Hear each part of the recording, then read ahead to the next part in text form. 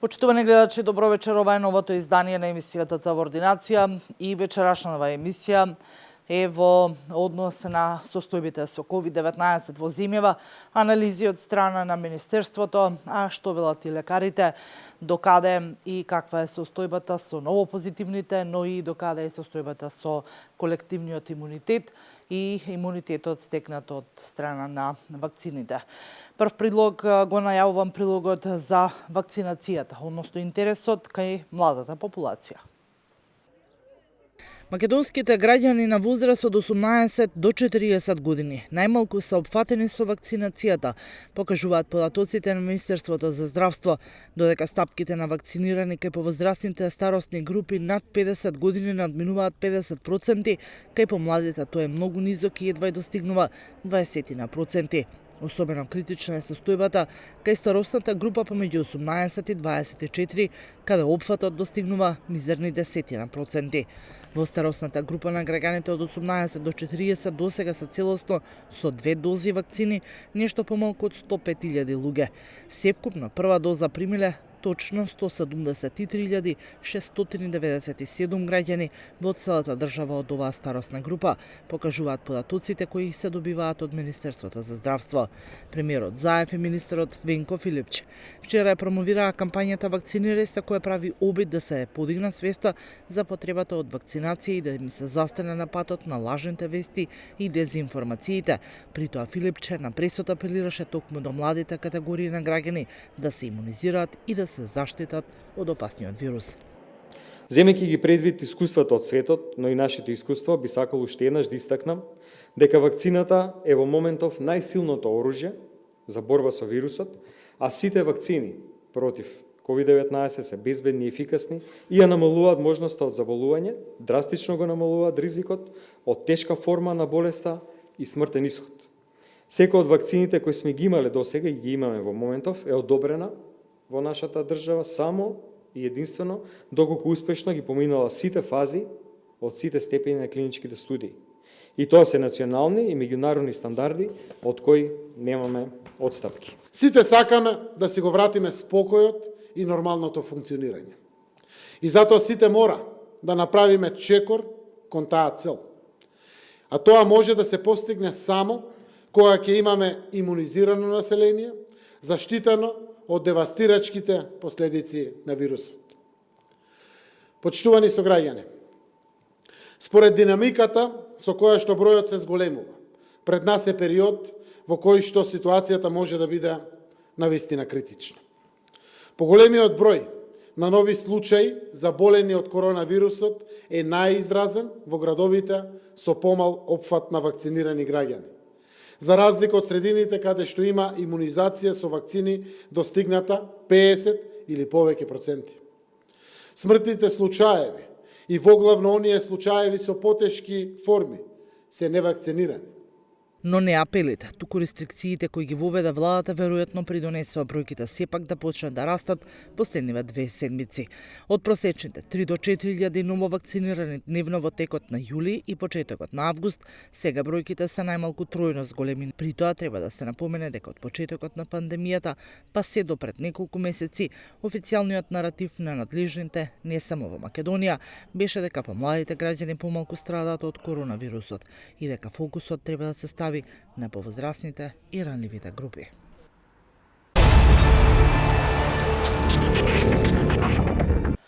А во продолжение и прилогот за текот на вакцинацијата, каков е интересот и која популација е популацијата која што е заинтересирана за вакцинација.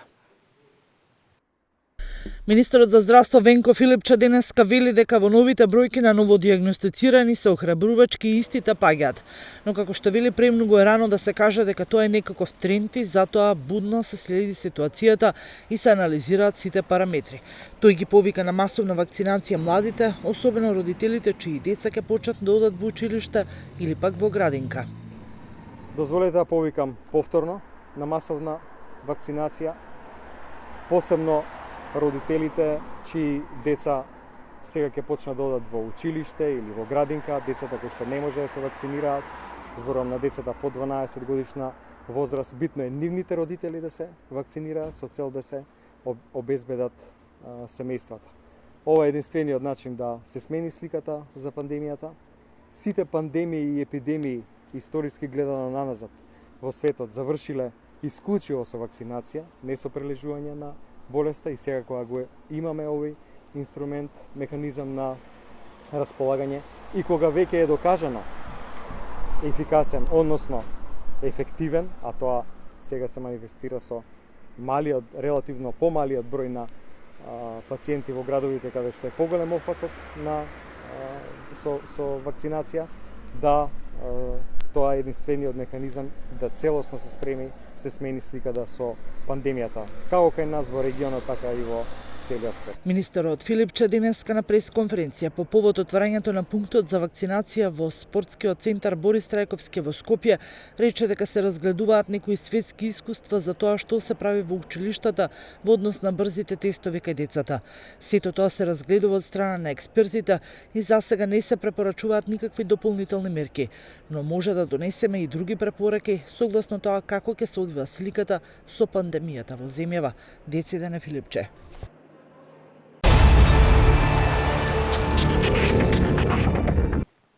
Во претходниот прилог го видовме само накус со министерот Филипче за околу излагањата во текот на вакцинацијата.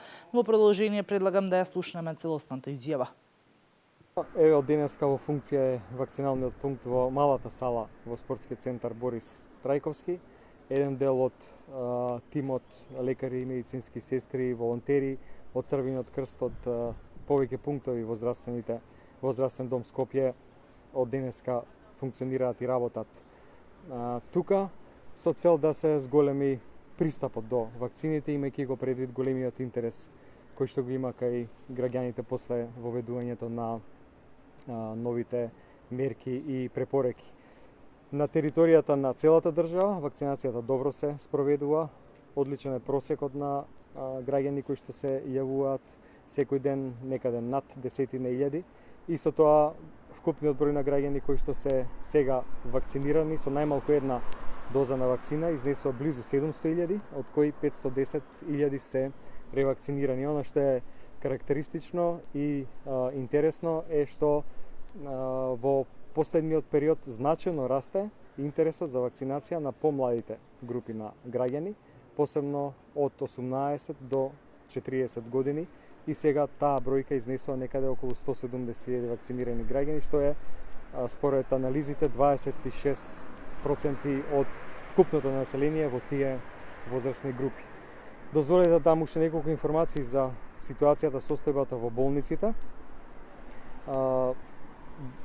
И понатаму остануваат капацитетите преполнети во болниците во Тетово и во Гостивар, нешто слично во Кичево и во Струга, и се уште трае системот на координација и практично континуирана комуникација со директорите на овие болници со цел да секој пациент на кој што му е потребна хоспитализација се смести со транспорт, се донесе тука во Скопје, каде што функционира и има сосем доволен број на болнички места во болницата во Козле, каде што функционира и ротира тим на лекари специјалисти и инфектолози и пулмолози. Спремни се и други дополнителни капацитети, меѓутоа за сега освен ова болница во ниту една друга нема да се прави ковид центар како што беше тоа за време на претходниот бран.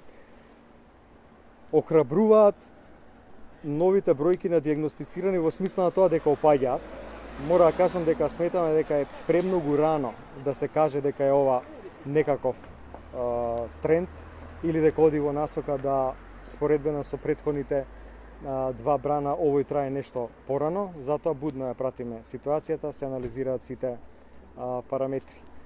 Дозволете да повикам повторно на масовна вакцинација, посебно родителите чии деца сега ќе почнат да одат во училиште или во градинка, децата кои што не може да се вакцинираат, зборувам на децата под 12 годишна возраст, битно е нивните родители да се вакцинираат со цел да се обезбедат семејствата.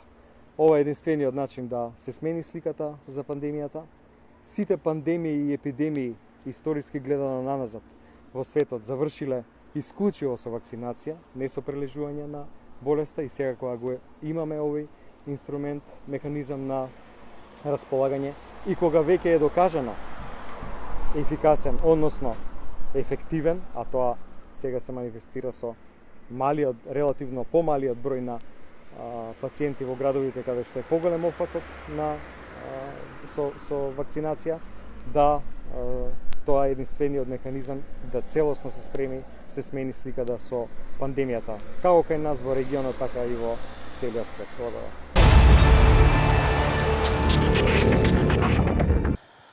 Во текот на вчерашниот ден работевме на тема за вакциналниот пункт. Од страна на надлежните беше најавувано дека вакциналниот пункт во спортската сала во кругот на училиштето Никола Вапцаров во Струмица на 30, односно 31 август, пред почетокот на учебната година, вакциналниот пункт ќе се затвори. Граѓаните кои што ќе сакаат да ја примат својата вакцина, истото тоа ќе може да го сторат на еден од вакциналните пунктови во здравствениот дом во Струмица. Каква беше сликата таму? Во продолжение го гледаме прилогот. Утре започува новата учебна година, а учениците од Основното општинско училиште Никола Вапцаров нема да може да ја користат новата спортска сала. Оти таа останува да се користи како вакцинален пункт. Иако надлежните најавуваа дека на 30 август, односно денеска, вакциналниот пункт во склоп на спортската сала во Основното училиште Никола Вапцаров ќе стави клуч на врата, а граѓаните кои сакаат да се вакцинираат против COVID-19 ќе може да го направат на еден од пунктовите на здравствениот дом. Но сликата денеска поразлична. Вакциналниот пункт ќе работел и понатаму. Денеска не добивме и официјални информации зошто и кој оваа одлука ја донел. Каква и да биде одлуката, Црвениот крст останува на бедемот заедно со здравствените работници во процесот на вакцинација на населението. Волонтерите кои се одговорни за регистрација и прием на граѓаните во вакциналниот процес остануваат на своите места се до конечната одлука дали ќе се затвори спортската сала. И понатаму кod Црвен крст остануваме поддржувачи на процесот на вакцинација, кој што со поддршка започна некаде во мај. Вкупно се ангажирани 12 волонтери. Во овој момент ќе го намалиме само бројот на волонтерите кои што ќе подпомагаат овој процес, а во последниот период ја подпомагаме и теренската вакцинација на населението во поруралните средини. Функционирањето на вакциналниот пункт во спортската сала во кругот на училиштето ја става во ризик и безбедноста на учениците, кои поради слободно движење во училишниот двор се без контрола. Утре во 8 часот наутро задзвонува првото звонче во училиштето, а од 8 часот започнува и вакцинирањето во салата против COVID-19.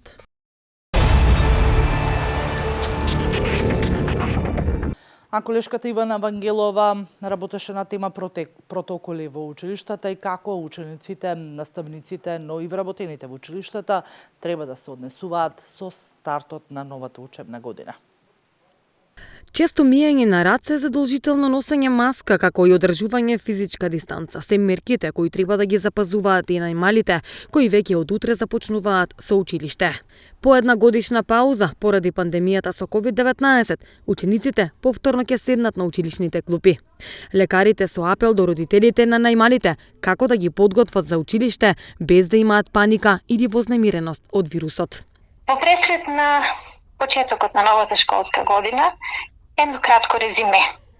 Пандемијата е дел и од детското секојдневие, да не забораваме.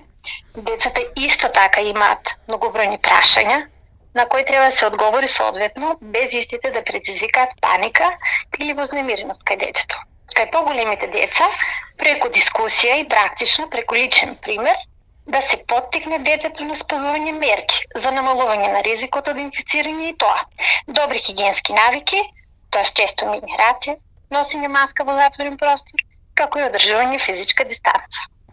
На секој ученик кој од 1 септември ќе следи настава со физичко присуство ќе му биде измерена температура пред да влезе во училиштето. Ако таа е повисока од 37,4 степени, тогаш нема да му биде дозволен влез во училиштето. Истите правила важат и за вработените во училиштето. Во протоколот кој има 38 точки се наведува дека е забранет секаков физички контакт помеѓу учениците и вработените, а секоја училница и инвентарот треба да се дезинфицира по завршувањето на секоја смена. Доколку епидемиолошки епидемиолошката ситуација се промени и се забележува повторно ширење на вирусот, може да се донесе одлука да се одвива со учење од далечина.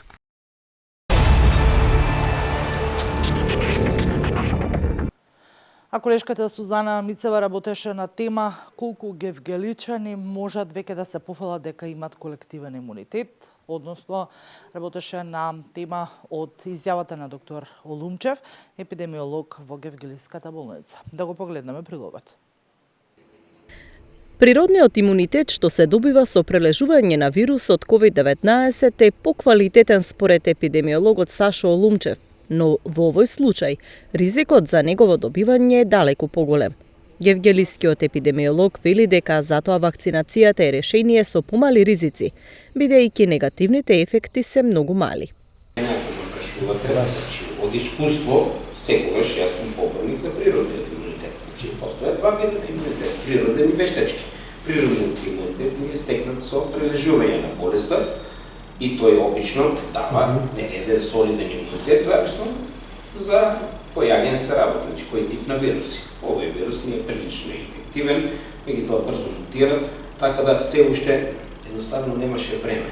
Ланската година бевме презафатени со посериозни работи, значи лекување, барање на протоколи за лекување, спасување човечки животи, изнаоѓање на вакцини и така натаму, така да немаше ни време, ниту кај нас најмалку, меѓутоа и во светот кај поголемите и посилни држави да прават такви студии за да видат каков имунитет дава вирусот после прележување и каков имунитет дава после вакцинацијата.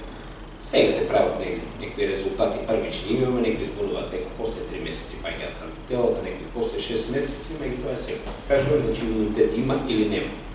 Не ме интересува дека кога паѓаат антителата или не. Целуларниот имунитет си стои, тој е немерлив во моментот, затоа што ние не можеме да го измериме. Антителата за мен не се некој посебен индикатор. Колкава е емисијата на антителата не е индикатор каков имунитет имаме. Доволно е да ги има и доволно да ги имаме пред кој памет. Меѓутоа, јас сум секој за природниот имунитет. Затоа што, меѓутоа, секако природниот имунитет е опасната варијанта, знаете. Значи, постекнувата со пролежување, меѓутоа може да биде асимптоматски, може да биде и со последици. Додека е вештачкиот имунитет со вакцинацијата, последици се многу помали.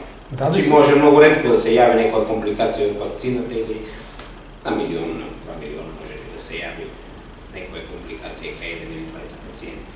Дека веќе кога на природен начин го стекнуват имунитетот со заболување, тука веќе ризикот е многу поголем. Така да, за мене лично, сепак поквалитетен е природниот имунитет.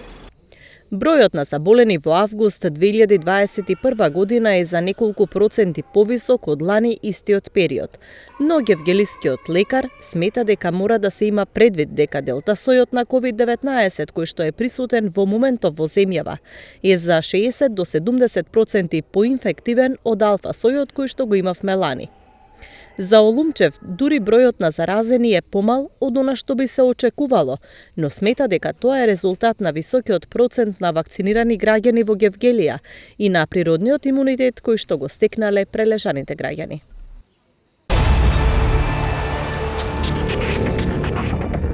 И последна информација во ова издание на емисијата во ординација, анализата за пооднос на вакцинираните и починатите лица од COVID-19, каква е сликата, колку од вакцинираните се починати, а колку од невакцинираните се починати.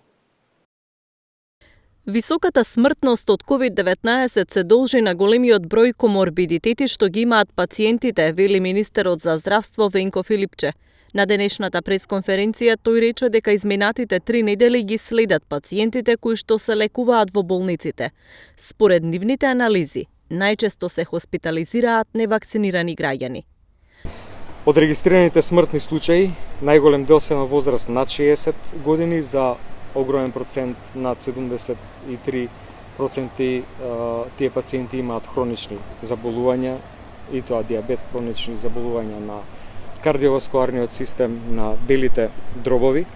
Тоа што се приметува и се забележува дека навистина долго се лекуваат надвор од болнички услови и доаѓаат прилично касно со лоши параметри, со многу ниска сатурација. изминатиот период видовме некои вести дека се проширија дека пациентите не се лекуваат по протокол. Дозволите да кажам дека тоа не е вистина. Во секој од болничките установи има соодветен протокол, препорака, терапија, индикација за терапијата. Нема унифициран пристап за лекување за COVID никаде. Секаде има препораки во зависност од тежината на клиничката слика. Нашиот систем на ротации на лекарите, медицинските сестри е да во секој COVID центар има експерт, специјалист, или пулмолог, или интернист во областта на пулмологијата, или инфектолог. Наскоро се очекува и промена на правилата за присуство на настани и влез во ресторани. Експертите за имунизација подготвуваат укинување на дозволениот влез во ресторани и за настани за лица што примале само една доза од вакцината за заштита од COVID-19. Министерот за здравство најави дека оваа мерка ќе почне да се применува по оставањето доволен период за граѓаните да ја комплетираат вакцинацијата. Во некој временски период понатаму сигурно ќе се остави разумно време, да кажеме, најмалку 1 месец од сега натаму, како критериум ќе биде потребно да граѓаните се целосно имунизирани, не само прва доза, што значи дека ова само првиот чекор, но како што кажав, тоа ќе дојде после соодветна анализа на бројот на вакцинирани граѓани и тоа колку време е потребно да се прими и втората доза. Да резимирам, целта е што поголем број на граѓани, што порано да се вакцинираат. Тоа го докажуваат и сегашните бројки хоспитализација на пациенти, смртни случаи и така натаму. Во Струмица веќе трета недела се протестира против мерките за заштита од COVID-19. Протестирачите сметаат дека со нив се прави дискриминација и бараат нивно укинување.